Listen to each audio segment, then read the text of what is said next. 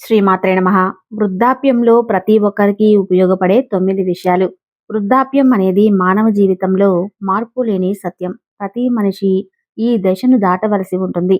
కాబట్టి 50 సంవత్సరాల తర్వాత కొన్ని విషయాలకు దూరంగా ఉండాలి. అలాగే ఇప్పటి మన సమాజంలో కొడుకులు, కూతుర్లు తల్లిదండ్రులను పీకు తింటున్నారు. తల్లిదండ్రుల ఆస్తిని పిల్లలకి ఇస్తేనే అమ్మ, నాన్న లేదంటే వారిని బయటకు వెళ్ళగొడుతున్నారు. ఇప్పుడు ఈ వీడియోలో వృద్ధాప్యంలో జీవితం నరకం కాకూడదు అన్నా, చనిపోయే సమయంలో ఆ చావు నీచము కాకూడదు అన్నా, మేము తెలియజేసే కొన్ని విషయాలను తప్పనిసరిగా పాటించండి. కొడుకు తల్లిదండ్రులు ఎంత బాగా చూసుకుంటాడో అనేది తనకు పెళ్లి అయ్యి పిల్లలు పుట్టిన తర్వాత తెలుస్తుంది. మీ పుత్రులకు పెళ్ళైన తర్వాత మీ వద్ద డబ్బు లేకపోతే మీ కోడల ముందు మీరు చులకనైపోతారు. మీకు ఎవరూ కూడా గౌరవం ఇవ్వరు. మీ బలహీనతలను మీ పిల్లలకు చెప్పకండి. ఇది మీపై వారికి నమ్మకాన్ని తగ్గిస్తుంది. మీ కొడుకులు ఎంత సంస్కారవంతులు, మంచివారు అయినా మీ వద్ద ఉన్న విలువైన వస్తువులు మరియు బ్యాంకులో ఉన్న డబ్బు మొత్తం మీ కొడుకులకు గాని, కూతులకు గాని పంపించవద్దు. కొంత భాగాన్ని మీ వద్ద ఉంచుకోండి. వృద్ధాప్యంలో మీ పిల్లలు మిమ్మల్ని చూస్తారు అని వారిపై నమ్మకం మాత్రం పెట్టుకోవద్దు. కొంతమంది పెద్దవాళ్ళు పిల్లలకు తప్పుడు మాటలు, తప్పుడు పనులు చేయటంలో ప్రోత్సహిస్తారు. అది వారికి ఇప్పుడు ఆనందంగా ఉండవచ్చు. కానీ వృద్ధాప్యంలోకి వచ్చిన తర్వాత అలాంటి మాటలు, చేష్టల కారణంగా ఆ పిల్లలు చెడిపోయి డబ్బుల కోసం ఎంతకైనా తెగిస్తారు. అలాగే మీరు చెప్పిన మాటలు మీకే అప్పచెబుతారు. ఎందుకంటే వారి ప్రాధాన్యతలు కూడా కాలంతో పాటు మారుతూ ఉంటాయి. మీకు తిండిని పెట్టేది మీ పిల్లలు కాదు, మీరు వారికి నేర్పిన విలువలు, సంస్కారం.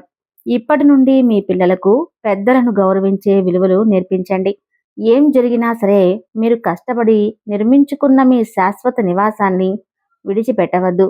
ఇది చేదు నిజం లాగా ఉంటుంది. ఎందుకంటే తల్లిదండ్రులు తమ నివాసాన్ని విడిచిపెట్టిన తర్వాత వారి ఇంట్లోనే వారు పరాయి వారైనట్లు భావిస్తారు. కాబట్టి మీ నివాసాన్ని మీరు బ్రతికి ఉన్నంత వరకు మీ సంతానానికి ఇవ్వవద్దు. జనరేషన్ గ్యాప్ కారణంగా మీ పిల్లల యొక్క జీవనశైలి మొదలైనవి మీకు నచ్చకపోవచ్చు. అలా అని మీ పిల్లల పనిలో పదే పదే జోక్యం చేసుకోవద్దు. ఇది వారికి మీపై గౌరవాన్ని తగ్గిస్తుంది. మీ సొంత పనులను మీరే చేసుకోవటానికి ప్రయత్నించండి. ఇది మీ శరీరాన్ని చురుకుగా ఉంచుతుంది. అలాగే మీరు ఎవరికి భారంగా మారరు. మీ పనులను మీ పిల్లలకి పదే పదే చెప్పడం వల్ల వారు మీపై విసుగు చెందే అవకాశం ఉంటుంది. కాబట్టి మీ సొంత పనులు మీరే చేసుకోవటానికి ప్రయత్నించండి. మీ జీవిత భాగస్వామిని ప్రేమించండి. మీతో వృద్ధాప్యంలో చివరి వరకు తోడు ఉండేది మీ భార్య మాత్రమే. అలాంటి స్త్రీని చులకనగా చూడవద్దు. మీ బాధను అయినా మీ సంతోషాన్నైనా మీ భార్యతో పంచుకోండి. మిమ్మల్ని అర్థం చేసుకోగలిగేది మీ భార్య మాత్రమే. 50 ఏళ్ల తర్వాత శృంగారం చేయకండి. ఇది ఆధ్యాత్మికత వైపు వెళ్ళవలసిన సమయం. దైవానికి కొంత సమయం తప్పక కేటాయించండి. ఇది మీ మనసును మరణం లేకుండా చూసుకుంటుంది. అలాగే మీ శరీరానికి కొత్త ఉత్సాహాన్ని ఇస్తుంది.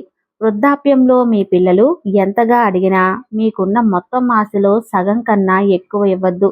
ఇప్పటి కాలంలో ఆస్తి మొత్తం తీసుకున్న తర్వాత తల్లిదండ్రులను బయటకు గెంటేస్తున్నారు. వారికి కనీసం తిండి పెట్టడానికి కూడా ఏడుస్తున్నారు. కాబట్టి మీకు ఉన్న ఆస్తి మొత్తం మీ తర్వాతే వారికి వెళ్ళేలా చూసుకోండి. ఒక వృద్ధుడు చనిపోయే సమయంలో చెప్పిన 11 నగ్న సత్యాలు ఇప్పుడు మనం తెలుసుకుందాం. ఒక వృద్ధుడు చనిపోతూ చెప్పిన కొన్ని నగ్న సత్యాలు. ఈ సత్యాలను మీరు ఎప్పుడూ గుర్తుపెట్టుకుంటే భవిష్యత్తులో ఎవరూ మిమ్మల్ని మోసం చేయలేరు. తద్వారా మీరు గొప్పగా జీవించగలుగుతారు. మరి అవేంటో తెలుసుకుందాం. స్త్రీ డబ్బు లేని వాడి వద్ద భార్యగా ఉండే కన్నా డబ్బు ఉన్నవాడి వద్ద వేశ్యగా ఉండటానికి ఇష్టపడుతుంది. అలాగే స్త్రీ యొక్క మనసు ఏ వయసులోనైనా మారుతుంది. ఇది తప్పనిసరిగా గుర్తుపెట్టుకోండి. చదువు పట్ల గర్వంతో కూతురికి, బాధ్యతలు నేర్పని తల్లి తన గర్వంతో కొడుకుకు మితిమీరిన సౌకర్యాలు కల్పించే తండ్రి వీళ్ళకి చేతులు కాళ్ళు ఉన్నప్పటికీ బిడ్డలను వికలాంగులను చేస్తారు. బలహీనులు చిన్న చిన్న విషయాలకు పగ తీర్చుకొని వారి జీవితాన్ని నాశనం చేసుకుంటారు. బలవంతులు క్షమిస్తారు. జ్ఞానులు వారిని అసలు పట్టించుకోరు. మీరు ఎలా ఉండాలి అనుకుంటున్నారో మీరే ఆలోచించుకోండి. జీవితంలో మీ విలువలు క్షీణించడం ప్రారంభించినప్పుడు మిమ్మల్ని మీరు కాకుండా మీ పరిస్థితిని, అంటే మీరు ఉండే స్థలాన్ని మార్చుకోండి. ఒక వాటర్ బాటిల్ రోడ్డుపై 20 రూపాయలకు దొరుకుతుంది. అదే హోటల్లో అయితే 42 రూపాయలకు దొరుకుతుంది. అదే వాటర్ బాటిల్ విమానాశ్రయంలో అయితే 100 రూపాయలకు దొరుకుతుంది. ఇక మీరు చూడవలసింది వస్తువు విలువ కాదు, స్థలం అని స్పష్టంగా అర్థమవుతుంది. అంటే స్థలాన్ని బట్టి వస్తువు యొక్క రేటు మారుతూ ఉంటుంది. అలాగే మనిషి విలువ కూడా తను ఉండే స్థలాన్ని బట్టి మారుతూ ఉంటుంది.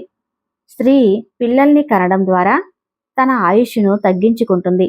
అయినా కూడా తను బాధపడదు. అలాంటి తల్లిని వయసు వచ్చిన తర్వాత పిల్లలు భారం అనుకుంటారు. పిల్లల్ని కనడం కష్టాన్ని తెచ్చుకోవటం ఒకటే. తల్లిదండ్రులను పట్టించుకోని వ్యక్తులు మానవ సంబంధాలలో ఎప్పుడూ విశ్వాసంగా ఉండరు. డబ్బు కోసం అత్యాశతో ఉన్న స్త్రీ మరియు స్త్రీలను మోహించేవాడు జీవితంలో ఎప్పుడూ సంతోషంగా ఉండలేరు.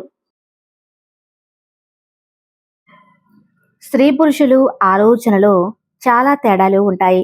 పురుషులు సమాజాన్ని చూసి ఆలోచిస్తాడు.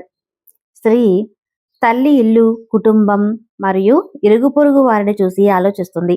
అందుకే కుటుంబంలో స్త్రీలకు అధికారం ఉంటుంది.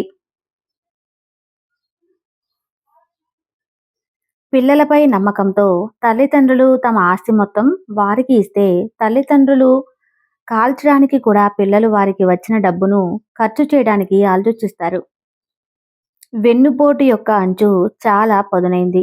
అది రక్త సంబంధాలను కూడా విచ్ఛిన్నం చేయగలదు. కాబట్టి మీరు తప్పనిసరిగా మీకు చెడు చేసేవారిని గుర్తించే సామర్థ్యాన్ని కలిగి ఉండాలి. డబ్బు లేని పురుషుడిని ఏ స్త్రీ కూడా ప్రేమించదు.